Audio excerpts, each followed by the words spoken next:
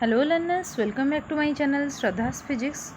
In this part we will see the geodesics of a spherical surface are great circles.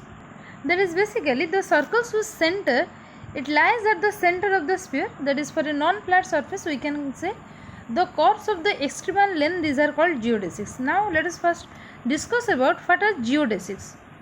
So let us consider, suppose there are 2 points A and B.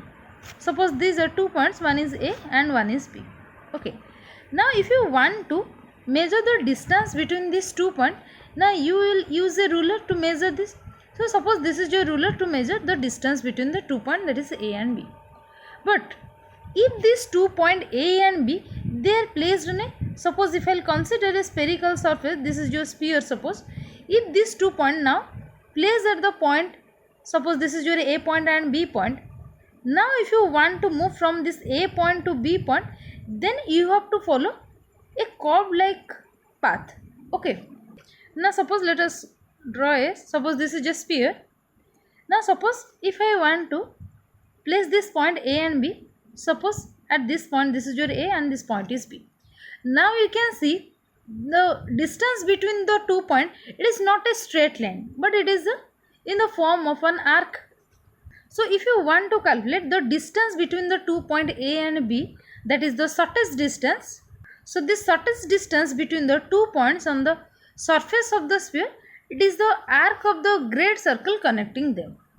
That is any possible, if I will consider these 2 points A and B, then if you want to go from A point to want to reach at the point B, then you may follow any of the path connecting this A to B.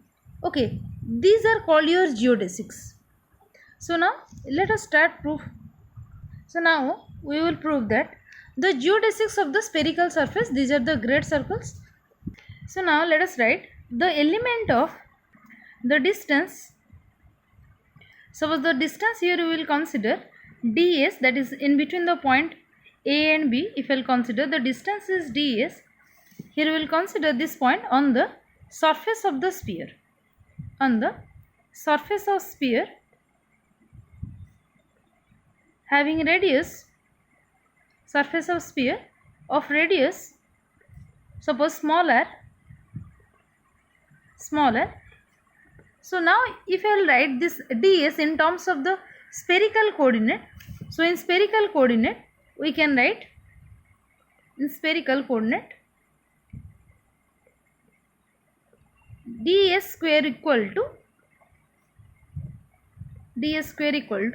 r square d theta square plus sin square theta d phi square. Okay, or this ds can be now written as ds equal to, I can take the square root of both sides, left and right. So this is equal to r into d theta square plus sin square theta d phi square whole power 1 by 2. Okay, I can write like this, or this is simply can be written as, this is equal to, if I will take common, so this is r whole into, if I will take common d theta, then this will be 1 plus, this is suppose d theta square, here I am taking common, this will be 1 plus sin square theta d phi by d theta whole square. Okay, and this is whole power 1 by 2, and this is equal to, you can see this is d theta square and this is power 1 by 2. So simply I can write this is equal to r into the bracketed term, let me write first, this is 1 plus sin square theta into d phi by d theta whole square whole into d theta. Okay, so taking the square root of d theta square, then this will be simply d theta. Now according to the variational principle, we know, if I will write according to variational principle, we can write delta s will be equal to, this is simply delta into integration over ds, because the integration over ds will be s. So this is equal to delta into integration over ds, and that is equal to 0. Or if I will write, if I will put this ds value, that is this is suppose equation number 1. If I'll put this value of ds equal to this much in this equation, now this will becomes, or we can write this is, or delta of this total ds term, that is integration over r whole into 1 plus sine square theta, 1 plus sine square theta into d phi by d theta whole square, and this power half into d theta. So let me write d theta, then bracket n, and that is equal to 0. So now the question is, for this integration, what will be our limiting value? That is, the integration vary from what point to what point. So let us consider the circle. Suppose, let me show you first. Suppose this is our circle. So as I told you before, if there are 2 points A and B, this is on the surface of the sphere. The 2 points lies on the surface of the sphere. So this is basically a arc like structure. Okay. So now for this 2 point A and B, if we will consider the point A and this one is your point B, so this will be basically a 2-dimensional structure for this point. If I will consider this is your 2-dimensional plane, so I can calculate for the 2 coordinates. So here for A point there will be the 2 coordinate, and for the B point I have the 2 coordinates. Because if I will consider the sphere, for the sphere the radius is fixed, whether the point lies on this point A or whether it lies on the point B. So for all these points this radius is fixed. So only the coordinate that will vary, that is your theta and phi coordinate, only the 2-dimensional system. That is, here we can consider only the 2 coordinate, that is for point 1, that is point A. I can consider the coordinate, it varies from theta 1 to theta 2, and the another one is your phi 1 to phi 2. Okay. Now from the variational principle we can consider, that is, since you know delta S equal to, we can write this as, this is equal to delta into integration over f dx, that is equal to 0. So here you can see the function f, if you will compare these two equation. So this equation, suppose equation number 2, and this one is your equation number 3. Okay. So by comparing this d theta equal to, here suppose dx, and this delta function is here. So here simply we can say that the function f will be equal to, this f equal to simply r whole into 1 plus sine square theta, and in place of d phi by d theta whole square I can write this is into phi prime means phi dash square whole into power 1 by 2. Okay. In place of phi prime, that is in place of d phi by d theta, simply I have written this is your phi prime. Okay. And here simply if I will take dou f by dou phi, the partial derivative with respect to phi, if I will consider, sorry, let me correct this, this is your sine square theta, this is not phi, this is sine square theta. Okay. So this is sine square theta. Now if we will take the differentiation of this equation, that is f equal to this much. So since this f term, it doesn't contain any phi term, so this will be equal to 0. And now if I will take the derivative with respect to phi prime, then dou f by dou phi prime will be equal to, this is, first of all this r is constant, divided by the root over of, that is power 1 by 2 means root over of 1 plus sine square theta into phi prime square. Again if I will take the derivative of this term, that is this total term sine square theta into phi prime square. So you know phi prime square will be 2 into phi prime, and this sine square theta is your constant. So I can write this is your into 2 into this 2, and here this 1 by 2, they get cancelled. So for this I can write this is simply r into sine square theta into phi prime. Okay. Because this power is 1 by 2. So now I have to write r into 1 by 2 into this total term, power 1 by 2 minus 1. Again you have to take the derivative of this second term. So that after calculation, that is this is the simply partial derivative you have to calculate for the with respect to phi prime. So after calculation you will get this much term.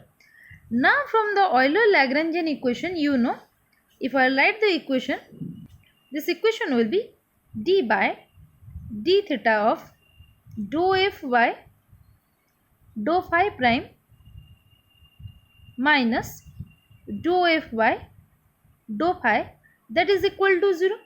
Now simply if I will substitute all these values here, dou phi by dou phi is your 0. So this term goes to 0. And now for this term, that is dou f by dou phi prime, that will be equal to, that implies d by d theta of this total term, that is r sin square theta into phi prime divided by root over of 1 plus sin square theta into phi prime square, and that is equal to 0.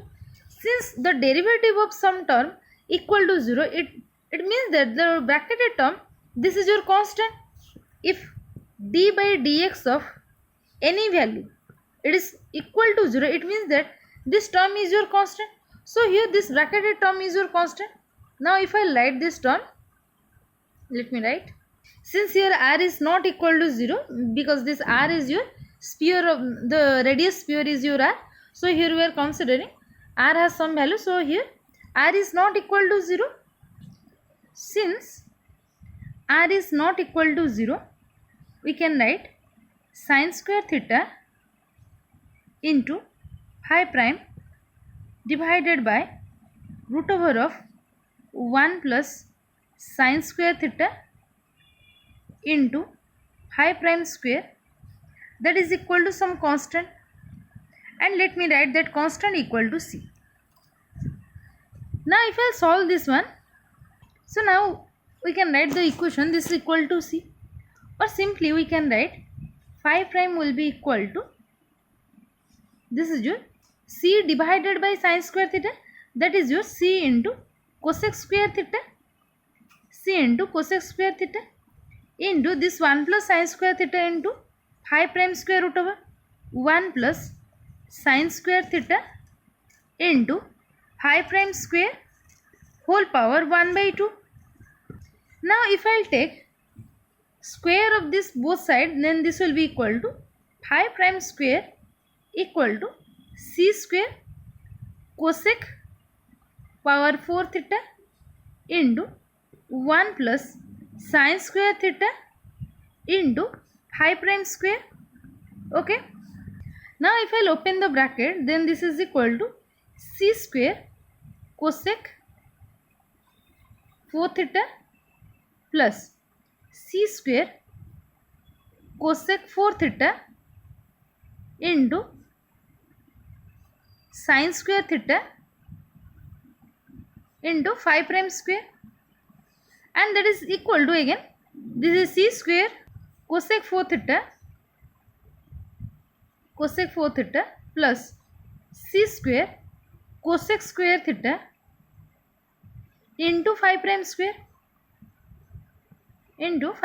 because this sin square theta and this cosec power 4 theta means 1 by, this is your cosec square theta into cosec square theta, that will be cosec square theta is your 1 by sin square theta, so 1 sin square theta, 1 sin square theta get cancelled. So then this will be simply cosec square theta, and then equal to, this can be written as, or if I will take phi prime square common, then this will be phi prime square whole into 1 minus, if I will take common phi prime square from this term, then this will be minus c square cosec square theta, this term taken to the left hand side, then this is equal to c square cosec 4 theta, and this is equal to, or this can be written as, or this phi prime will be equal to, if I will take square root of this term again, c cosec square theta, and this divided by square root of 1 minus c square cosec square theta. Again we can write this term as, this is equal to c cosec square theta divided by, this is your 1 minus c square cot square theta, phi, because you know cosec square theta equal to 1 plus cot square theta. So in that place, simply in place of cosec square theta, if I write 1 plus cot square theta and multiplying with this minus c square, we will get this much. And if I will integrate this term, if I will integrate, so after integrating, we will get phi will be equal to alpha minus sine inverse k cot theta, where alpha and k are the constant, where alpha and k are constant. These are constants. These are some new constant. Okay. I hope you can calculate this integration. So let me tell you. Let me calculate this integration. Okay. So that this will be easy for you. So this is your this phi prime, or this simply this is your. You can see here from this expression we have written d phi by d theta equal to phi prime. So now if I write in place of phi prime, we can write this is your d phi by d theta. Or now if I multiply this d theta term here, so now let me multiply this d theta term here, so that this equation will be like this. Now if I will integrate this two term, I will just integrate here. So let us take, suppose if I will consider x equal to c cot theta. I hope you can solve the integration. This is simply c cot theta. If you will consider the term x equal to c cot theta, then dx will be equal to minus c is your constant. This will be cosec square theta d theta. And if you will see here, the term is c cosec square theta d theta term is present. So in place of this integration, if I will write, this is your integration over d phi, that will give you, let me write here, this will be phi equal to, let me change the color, the phi, that is equal to, this is simply integration over this c cos square theta will be equal to, c cos square theta d theta will be equal to minus dx. So this is minus dx divided by this total value. Here I am writing for this implies, so this is your 1 minus c square, and here again c square cot square theta will be equal to x square. So this is minus x square, and again the root over.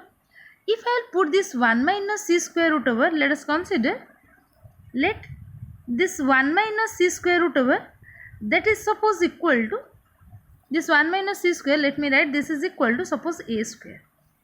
Now I can write this phi equal to integration over minus sign taken outside dx divided by a square minus x square whole root over. Now you know the integration of this much, that is equal to minus sine inverse, you know the integration over dx by a square minus a square root over will be sine inverse x by a. And let us consider any integration constant, suppose alpha. Okay.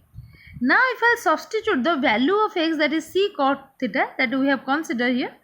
So if I substitute this value, let me write first alpha minus, this is your sine inverse, in place of x I will write c cot theta, and this constant a is divided here. You know the value of a is here 1 minus c square root over.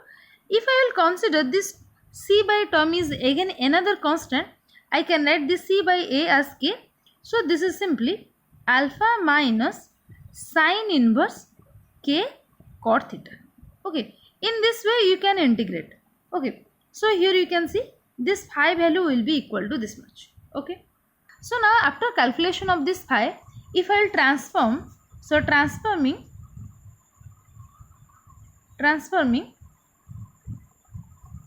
spherical polar coordinate to Cartesian coordinate system, spherical polar coordinate into Cartesian coordinates.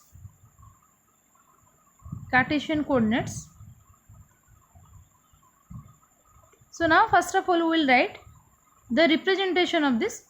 So here we can write for the Cartesian coordinate x equal to, in terms of spherical polar, this is r sin theta cos phi, and y equal to r sin theta sin phi. I hope you remember this point. This is just sin phi, this coordinate sin phi, and z equal to r cos theta. These are your the transformation of the Cartesian to the spherical polar. Okay. Now here we want to change this spherical to the Cartesian coordinate, and so that here we know we have calculated the value of phi equal to this much. That is, it is totally in your spherical coordinate term. Now if I will transform this coordinate, that is, we know phi equal to alpha minus sin inverse k cot theta. And if I will put, let me first write, this is your sin inverse k cot theta. If I will take to the left hand side, then this will be plus sin inverse k cot theta, and that is equal to alpha minus phi. Or simply we can write, or this will be k cot theta will be equal to, if I will take sin theta for the both sides, this k cot theta will be equal to sin alpha minus phi. So let me write again, this k cot theta equal to sin alpha minus theta, sorry, alpha minus phi. Or if I will multiply r on both sides, I can write r k cot theta, that is equal to r sin alpha minus phi. Okay. And this cot theta, it can be written as, or this is r k cos theta by sin theta. If I write cos theta and if I multiply this sin theta on the right hand side, then this will be r, this is r sin alpha minus phi, and here this sin theta is multiplied. Okay. Or this can be written as zk, that is r cos theta, you know z, r cos theta equal to your z. So z into k will be equal to r into, in place of sin, this is just sin c into sin d, this is in this form. So simply we can write, this is your r sin alpha, this is just sin c minus d, that is sin alpha minus phi, and this is your into sin theta. So if I write, this is just sin alpha into cos phi minus cos alpha into sin phi. For this sin alpha minus phi, so for this part I will write this term, and into sin theta is present here. So now if I will write in terms of the Cartesian coordinate system, that is, you know, r sin theta cos phi, that is equal to x. So here it is, in place of theta, here you will consider that is your alpha. So here r sin alpha into cos phi. So in this part you can write, so this is your, this first term, it will represent your x, and again cos alpha into sin phi, and here r is present, r is multiplied. So this r cos theta means this is your r cos theta into sin phi into, here is sin theta is present. Okay. So in place of this I can write, if I will multiply r sin phi into sin theta, then that will be equal to y, and this cos alpha will be present. So let me first multiply, that after I will write, I will put the Cartesian term, that is equal to, here let me write, this is r sin alpha into cos phi, sorry, alpha is a constant, here the sin theta term is present, so that if I will write, this is your sin theta minus, this is your r cos alpha into sin phi, and here the sin theta term is present. So in this place, if I let, this is your r cos phi into sin theta, so this term it will represent, this is your x. Okay. So now this is equal to x into this sin alpha, so this is your x into sin alpha minus, so here r into sin phi into sin theta, this cos alpha is your constant. So now you can write this r into sin phi into sin theta, this is equal to y, and here cos alpha is present, so for that I will write cos alpha. Alpha is your constant. Okay, this alpha is not equal to theta, because this theta term is already present here, that is your sin theta into sin phi, that is into r, that is equal to y. So finally we can represent this zk term is equal to x sin alpha minus y cos alpha. So this is the representation of the plane. So let me write. So this is your zk equal to this much. So this equation represents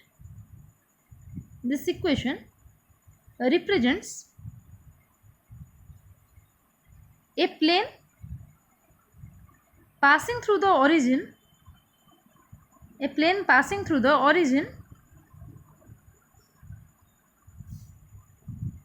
and hence cutting the surface of the sphere,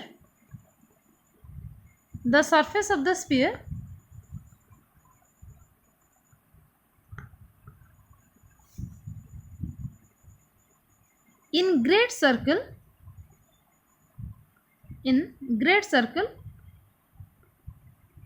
indicating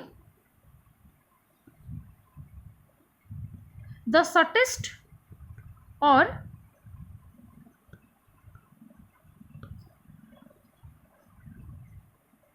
the longest distance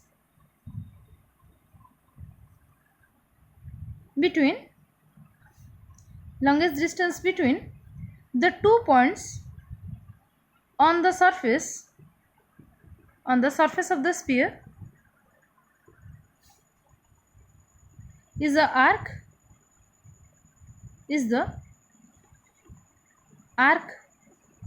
of the circle. It is the arc of the circle whose center lies at the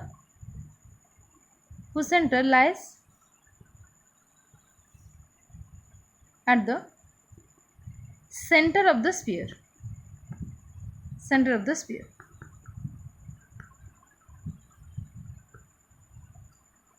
So in this way you can prove that the shortest distance between the 2 points on the surface of the sphere, it is the arc of the great circle connecting them. So this is all for today. Thank you all.